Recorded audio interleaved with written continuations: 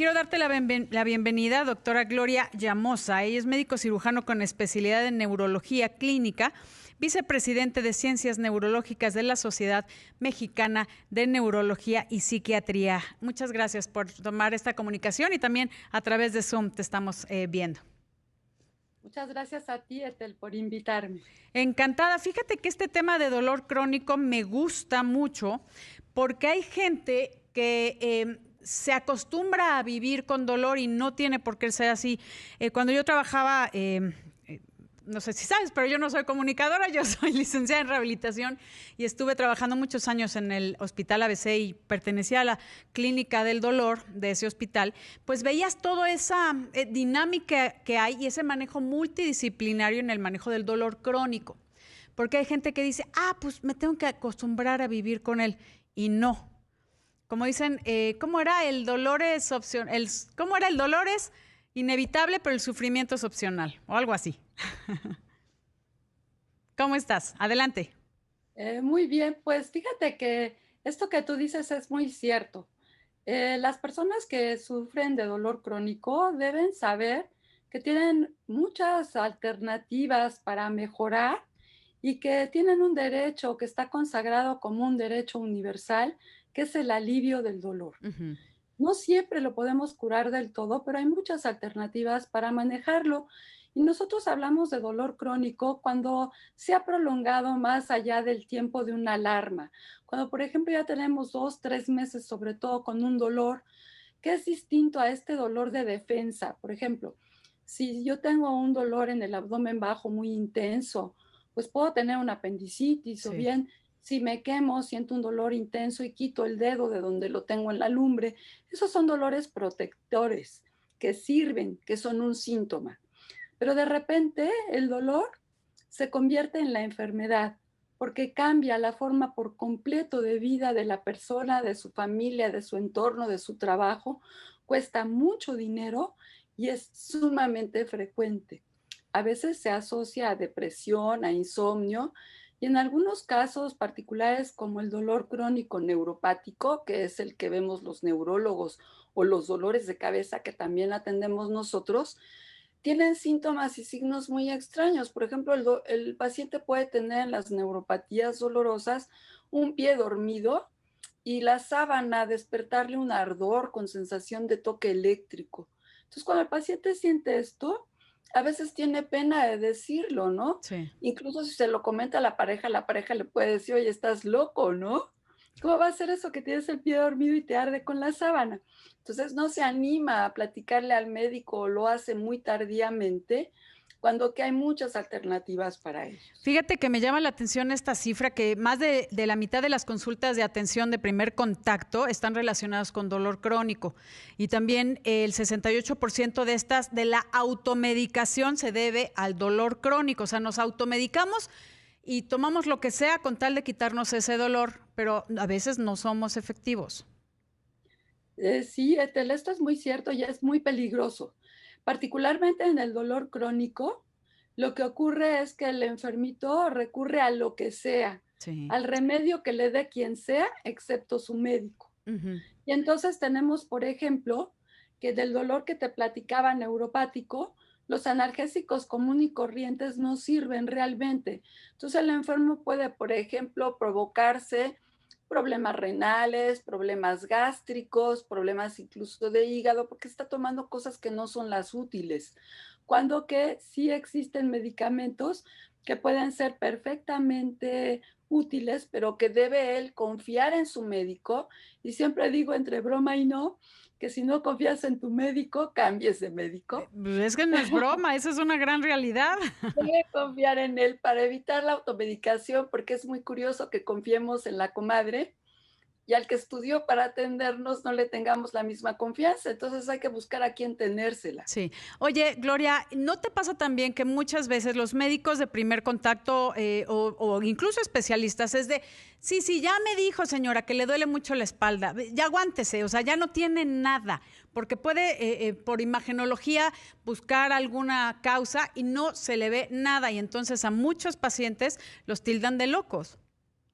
Eso que tú me planteas, Etel, es muy, muy interesante y demuestra tu gran experiencia en Gracias. rehabilitación, porque efectivamente la sensación dolorosa, esta sensación desagradable con la que vinculamos el dolor, en primer lugar es personal. Está asociada a nuestra historia, a nuestra manera de ver la vida, a nuestra cultura. Y no siempre hay una enfermedad igualmente grave como el dolor que puede percibir el paciente y la manera en que impacta en su calidad de vida, Ujú. por una parte. Por otra, muchos de los dolores crónicos no se asocian a un daño estructural, un daño anatómico que se pueda demostrar. No por eso el paciente no los tiene, Así sí es. los tiene. Y una cosa que causa muchísima depresión, ansiedad y enojo es que al enfermo no le cree. Estoy platicando con la doctora Gloria Llamosa. Él es vicepresidente de Ciencias Neurológicas de la Sociedad Mexicana de Neurología y Psiquiatría y es neuróloga. Y nos estabas comentando, Gloria, acerca del dolor crónico, cómo muchas personas, incluso médicos, cuando yo te digo es que tengo mucho dolor, o sea, y que me das algo y no, pues no me funciona. Me das otra cosa, no me funciona. Llega un momento en que te mandan al psiquiatra o te dicen, es que tienes un problema, quieres atención o eres hipocondríaca. Y eso a mí me sucedió muchísimo. Y hay gente que acababa con relaciones por eso. Entonces sí es un tema muy, muy importante y que sepan que hay clínicas especializadas para el manejo del dolor crónico, como me imagino que tienen en la Sociedad Mexicana de Neurología, y que hay solución, ¿no? Hay médicos especialistas también en el manejo del dolor. Fíjate que el no creerle al paciente, sea el médico o sea su familia, impacta gravemente sobre su calidad de vida. Sí. A veces son los empleadores los que no le creen. Ujú. Entonces, este círculo vicioso del dolor crónico se convierte en enfermedad, como te decía, porque se vuelve la carta de presentación del paciente. Toda su vida gira en torno del dolor. Entonces, es una misión multidisciplinaria cambiarle la carta de presentación. Sí. Pensar que una persona que ha tenido por años dolor se va a curar con una pastillita, la segunda pastillita, pues claramente no va a suceder así. Normalmente necesita muchos profesionales involucrados y no hay que satanizar al psiquiatra. A veces esto No. es necesario porque se asocia depresión y ansiedad genuinas al dolor crónico y necesitamos de su ayuda si nosotros queremos controlar al paciente. Es el médico de las emociones, es fundamental Es el manejo fundamental, interdisciplinario y claro. multidisciplinario. Ustedes como rehabilitadores también son básicos, fundamentales, que nos aprendamos a sentar, a mover, a caminar, Claro. todo esto que impacta en nuestras vidas y que con hábitos saludables podría ser prevenido si lo enseñamos tempranamente, Sí. ¿no? Fíjate que hay un tema muy interesante que tú lo puedes ahondar más, es que, como decías, depende tu estilo de vida. No es lo mismo esas mujeres que dan a luz en su casa sin analgésicos y sin nada, a una persona tal vez que vive en la ciudad que no está acostumbrada a trabajar durísimo. Y ahí entiendan, no estoy generalizando, estoy nada más poniendo dos extremos para que sepamos también que nuestra historia y nuestro estilo de vida nos influye en cómo percibimos el dolor. Mira, sobre todo, no importa de quién hablemos, pero Ujú. el ser humano en general tiene un cerebro de repente medio malvado, porque nuestro cerebro es capaz de anticipar el dolor. Sí, Cuando tenemos dolor crónico, nuestro cerebro puede tener la anticipación al dolor.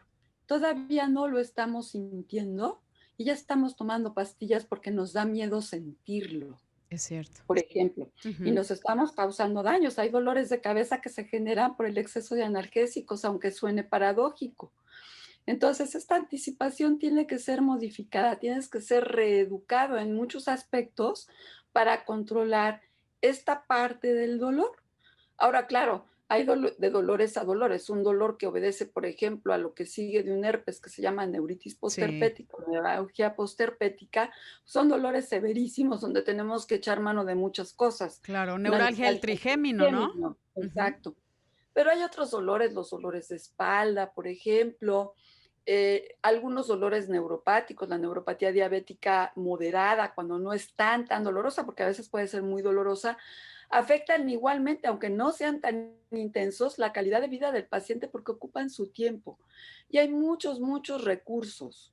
Hay que echar manos de ellos y sí, claro, cuando ha rebasado a un solo médico el problema, este médico debe tener la humildad, la tranquilidad de decir, recurro a mis colegas que me ayuden en estos otros aspectos, Sí. que finalmente pues es lo que es una clínica de dolor, varios especialistas diferentes que tratan de servir al paciente. Pero fíjate, Tel, que yo creo que la currícula de todo médico debe de estar el poder identificar, respetar y cuando menos hacer el primer abordaje del dolor de su Ujú. paciente y saber a quién referirlo o cuándo referirlo. Así Eso es es. fundamental y ya se empieza a incorporar en la currícula de los médicos, en los estudiantes, hablar de dolor. En mi época no había una asignatura de dolor y de dolor neuropático muchísimo menos, ¿no? Sí. No había médicos especialistas del dolor y ahora ya lo hay, que normalmente son anestesiólogos que hacen la especialidad de algesiología o algología. Sí, tienes toda la razón. Sin embargo, dependiendo de la etiología del dolor, de la La causa del causa. dolor, Ujú. pues el neurólogo está muy Claro. capacitado para lo que tiene que ver con neurología, igualmente el reumatólogo en su campo, el ortopedista. A Sí. veces se requiere del apoyo de cirujanos, del neurocirujano, por ejemplo, y todos ellos deben estar bien empapados de ese concepto y si no saber, bueno, mira, yo ya hasta aquí llegué, voy a recurrir entre mis amigos, mis cuates, a los que les tengo confianza, a Claro. este que sabe de eso que te pasa a ti. Que eso es bien importante, saber cuándo llega nuestro límite de conocimientos y poder pedir ayuda a otros especialistas para poder mejorar la calidad de vida de los pacientes que están sufriendo dolor crónico, así de simple. Yo creo que esto es algo que no debemos permitir, es un derecho de los pacientes el no tener que sufrir dolor. No es, ay, bueno, te operaron, acostúmbrate, no, aguántate. O sea, no, el dolor se maneja y se controla, y más el dolor crónico, que es parte de lo que nos encantaría que nos dijeras. ¿Cuál es? Me voy a ir a una pausa en unos breves segundos, pero dime una cosa, Gloria, ¿cuál es el dolor crónico más común? Mira, depende de la población. Podríamos decir que el dolor de espalda, el dolor lumbar es muy, muy común. Sobre todo cuando tú piensas en adultos de más de 50 años, el dolor crónico es muy frecuente. Pero, por ejemplo, en México, que es tan alta la prevalencia de diabetes, Sí, el la diabetes se acompaña en neuropatía con neuropatía. mucha frecuencia y esta Sí. es dolorosa con mucha frecuencia también. Estoy platicando con la doctora Gloria Llamosa. A ver, Gloria, ¿qué hacemos si un paciente sufre dolor? Nos estabas comentando que la causa número 1 de consulta médica por dolor crónico es columna, que yo creo que todo el mundo hemos sufrido en algún momento de la columna. Es un porcentaje muy alto. 9 de cada 10 personas en algún momento de su vida va a sufrir de columna. Pero, ¿qué hacer? ¿Qué hacer cuando no encontramos una respuesta? Ok, también el dolor de cabeza, por ejemplo, es Ay, muy, muy claro, la frecuente. cefalea, migrañas. Ujú. Te decía yo antes del corte que claro que depende mucho de la población que estemos estudiando, de la edad que tenga la población. El dolor de espalda es muy frecuente, pero el dolor de cabeza es muy, muy frecuente Sí. también, por ejemplo. ¿Qué es lo que tiene que hacer? Hablamos de que el alivio del dolor es un derecho humano. Un derecho conlleva una obligación. ¿Cuál es la obligación del paciente? Buscar ayuda. No puede tener un derecho si no lo ejerce. Entonces, ¿qué tiene que hacer? Recurrir al médico, porque si él se guarda el dolor pensando, tengo un tumor maligno Ay, dentro de la sí. cabeza, o tengo un tumor en la espalda, o me voy a morir de una enfermedad del riñón o del pulmón o lo que se nos venga a la mente, y uno se aguanta, pierde muchos años sufriendo y de alguna manera eso entorpece el tratamiento. Mientras más permitimos que un dolor persista, más difícil va a ser controlarlo a la larga.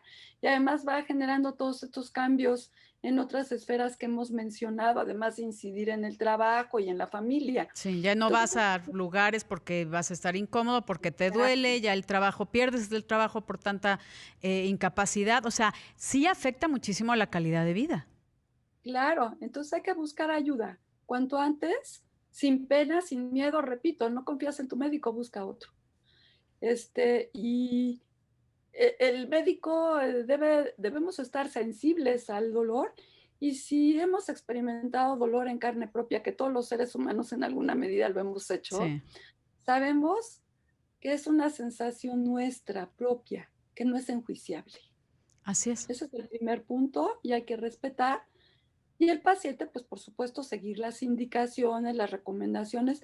A veces el paciente piensa que va a salir con una bolsa de medicinas del consultorio y no le gusta mucho que le digamos, haz ejercicio, no estés tan gordito, mira, pues tu columna o tu espalda, claro que te duele mucho, pero pesas 104 kilos, muévete un poquito, bailas, rehabilitación, nada, qué Claro. sé yo, ¿no? Sí. Entonces, también entender que no todo es medicinas, también las medidas higiénico-dietéticas son muy importantes para prevenir y controlar muchas de las razones por las que podemos tener dolor. Una pregunta, Gloria. ¿Qué profesionales de la salud conllevan más o menos, digo yo sé, pero te lo quiero dejar a ti, una clínica del dolor? ¿Qué médicos se tratan y manejan en conjunto a un paciente con un dolor crónico? Bueno, mira, en términos generales, tenemos que establecer las causas del paciente que recurre a una clínica de dolor. Si tú piensas en un paciente que recurre a una clínica de dolor muy especializada, como en el caso de los pacientes con cáncer, Sí.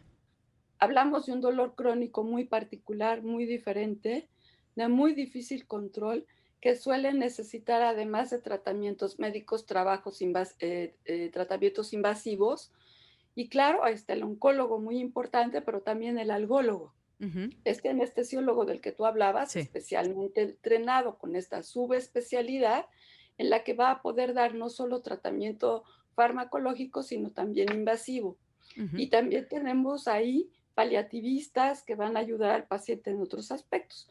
Si hablamos en una clínica de dolor más general, pensando en neuralgias del trigémino, pensando en dolores de espalda crónicos o de la neuropatía, normalmente en una primera parte, a lo mejor el especialista que se relaciona con el área Sí. puede suficientemente manejar al paciente asociándose con algunos colegas.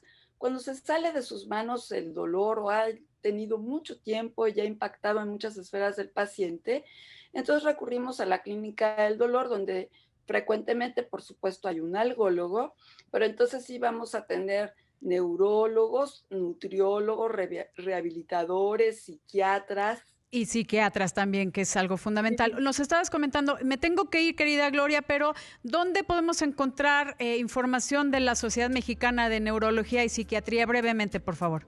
En la página, si ustedes se meten a buscar Sociedad Mexicana de Neurología y Psiquiatría, ahí encuentran la página de la sociedad, con muchos temas. Además tenemos temas muy variados sobre salud mental y neurológica, accesibles en Facebook. A través de ella pueden entrar sin Perfecto. problema. Muchísimas gracias, querida Gloria. Gracias por tu participación. Gracias. Así que acérquese a la sociedad.